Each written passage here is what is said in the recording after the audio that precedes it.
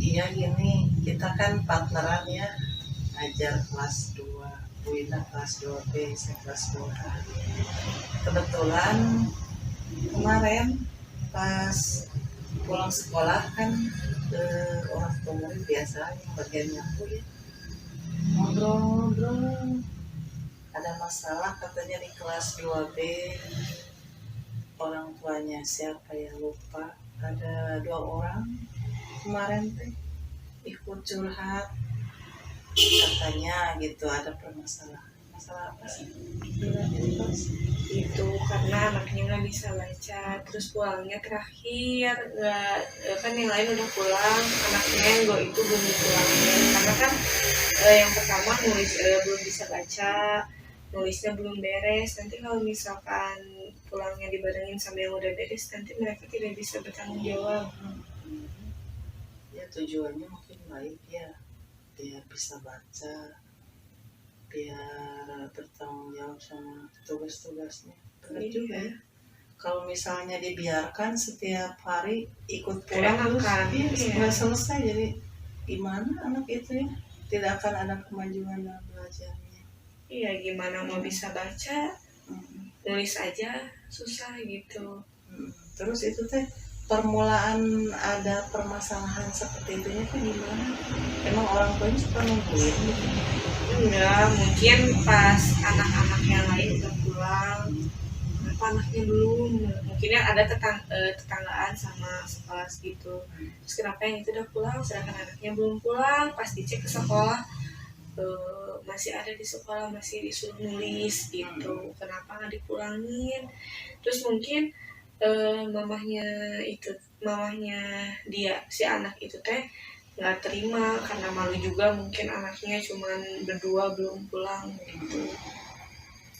Kirain teh mamahnya teh ada setiap hari nungguin, soalnya kemarin dia bilang gini, katanya gak pernah dibimbing gitu, jadi tetap aja nggak bisa baca dari pas pertama masuk kelas 2 kan sudah paling berapa bulan daring, terus langsung masuk PTMT, katanya nggak pernah dibimbing, jadi seolah-olah dia itu setiap hari nyaksiin gitu.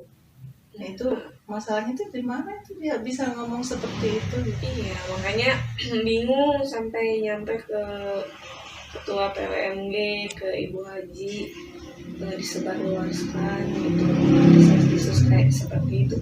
Kayak mamanya si anak itu nggak pernah ada ke sekolah, paling kalau misalkan mau jemput paling nungguin gitu sampai akhir. Mungkin pas anaknya lagi nulis sayanya sibuk sendiri atau ditinggal ke kantor, makanya ibunya bisa berargumen kayak gitu. Padahal kan pas ke kantor itu bukan berarti ngobrol atau makan, tapi kan ada urusan yang harus diselesaikan. Ya disangkanya mungkin ditinggalin setiap saat. Iya. Kayak laporan. Ya mungkin bisa dicarikan solusi supaya si permasalahan ini nggak sampai menyebar luas. Karena kemarin saya dengar Bu Suci ya, guru kelas 1 juga nggak tahu dari siapa tuh. Udah si Bu Neng juga yang operator. Kan si ibu itu teh katanya nggak ngomong ke siapa-siapa kemarin, cuma curhat ke guru kelas 2 aja katanya gitu. Tapi tiba-tiba ada yang tahu yang lain. Supaya masalah ini tidak berlanjut, kita harus cari solusinya ya. Gimana caranya gitu. Misalnya ini ya,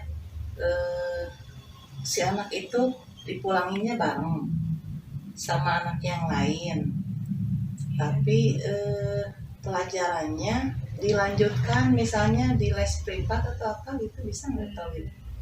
Bisa, paling ngambilnya hari Rabu atau hari Sabtu, kan kalau Rabu PJOK sampai jam 9, hari Sabtu PAI sampai jam 9 juga, paling itu yang kalau gitu mungkin bisa ini dulu ke orang tuanya ya. Iya. Orang tuanya bisa diajak ngobrol dulu gimana caranya, kan dia juga tidak tahu gimana keseharian anaknya di sekolah. Anaknya kan suka agak hiper gitu ya. Iya. Udah nggak bisa baca dia, lagi belajar main-main lari-lari ke sana kemari, ya jelas lah pelajarannya terbengkalai, Iya. tertinggal sama yang lain. Karena nulisnya aja kan dia kalau belum bisa baca mah nggak bisa Satu cepat. huruf satu huruf. Mamahnya diajak bicara lah dulu ya. Iya. Gimana caranya supaya anaknya itu bisa nurut di kelas, terus nggak banyak main. Terus mamanya juga bilang ke saya, katanya emang di rumah juga susah belajarnya gitu. Iya, ibunya aja susah. Kata saya teh, ibu aja yang ngajar satu anak merasa kesulitan, apalagi Bu Indah yang di kelas itu banyak, satu kelas sampai 30 berapa sih? 38 orang. Ibu aja yang satu orang nangani anak ibu kesulitan. Nah, kata saya tuh ke orang tua kemarin teh yang ngomong teh, kerjasama lah Bu sama ibu gurunya. Jadi jangan sampai ada apa namanya teh, saling menyalahkan, jadi desas-desus nggak karuan gitu di luar ya.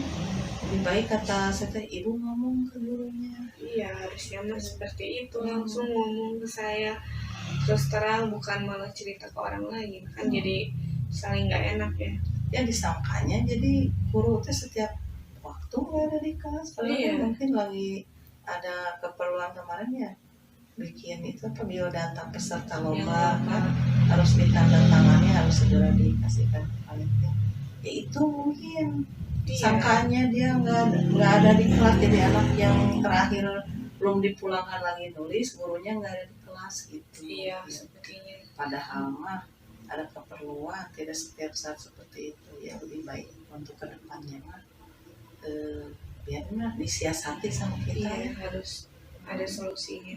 Harus ada solusinya. Ya pertama mungkin si orang tuanya dipanggil baik-baik, diceritakan keadaan anak seperti apa, terus ditanya juga maunya orang tua tuh seperti apa gitu. Misalnya kata Belinda, yuk kita les privat mau nggak gitu.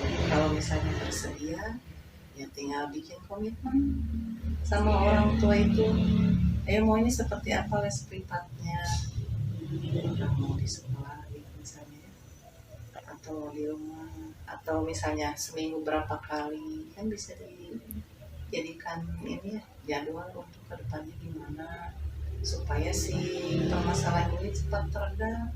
Kalau misalnya ini sampai ke kepala sekolah ya berbahaya juga. Iya. Masalahnya bahayanya bukan apa-apa, disangkanya kita ini sebagai guru lalai, terus juga tidak bertanggung jawab mendidik anak mereka gitu. Seolah-olah kita banyak meninggalkan kelas. Kan kepala sekolah juga tidak setiap saat bisa mengontrol keadaan kelas kan. Jadi mereka menerima laporan dari satu sisi itu, sedangkan sisi yang lainnya tidak tahu bahwa kita itu memang kalau mengajar ya di kelas, kalau nggak ada keperluan. Kalau nggak ada keperluan dia. Kemarin juga waktu pada curhat di kelas lagi pada nyatu sama yang bagian sama siapa tuh yang 2 orang pada curhat, jadi bilangin juga jangan seperti itu. Lebih baik kita mempercayakan anak kita itu sepenuhnya kepada gurunya. Kalaupun memang ada kekurangan, yang namanya manusia mah tidak ada yang sempurna. Hanya bagaimana kita mencari solusinya kan, terus bagaimana ya dibicarakan baik-baik. Kata saya ke ibunya, ibu ngomong ke sana kemari, kira-kira ibu ada penyelesaiannya enggak? Nggak ada penyelesaiannya. Terus yang kedua, Bu Indah dengar dari orang lain ceritanya kan jadi merasa sakit hati juga ya, kecewa. Jadi lebih baik memang ada keterbukaan ya antara orang tua dan guru. Terus kata mereka teh, kalau mau ngomong langsung teh takut gimana gitu. Jadi sebaiknya dari gurunya mungkin yang manggil mereka. Sebenarnya dulu juga pas awal pembelajaran baru itu udah ada masalah tentang daring, tentang kelompok. Tapi mereka langsung bilang kalau misalkan orang tuanya yang benar mah ya langsung bilang ke gurunya, langsung minta solusi. Tapi mungkin karena setiap orang tua berbeda, mungkinnya yang ini mah malah ngomong ke sana ke sini gitu. Ya, malah Iya harus harus ngalah itu gimana lagi. Namanya juga kita sebagai guru, ya, mereka mungkin tidak tahu bagaimana cara mengajarkan, iya harusnya seperti apa. Taunya memang yang tidak mengerti orang tua seperti itu, apa-apa menyalahkan, pokoknya udah iya disekolahkan ya udah tanggung jawab gurunya, padahal tidak seperti itu. Kita harus ada kolaborasi antara kita dengan orang tua guru supaya apa, mereka yang tidak bisa baca ya ada solusinya, iya tidak saling mengandalkan. Kita sebagai guru kan nggak bisa bergerak sendiri. iya Kelas harus anak ada bantuan orang tua. ya mungkin solusinya seperti itu sudah ada. Tinggal komitmen Bu Indah nanti sama orang tua. Mau kapan gitu rencananya panggil orang tua.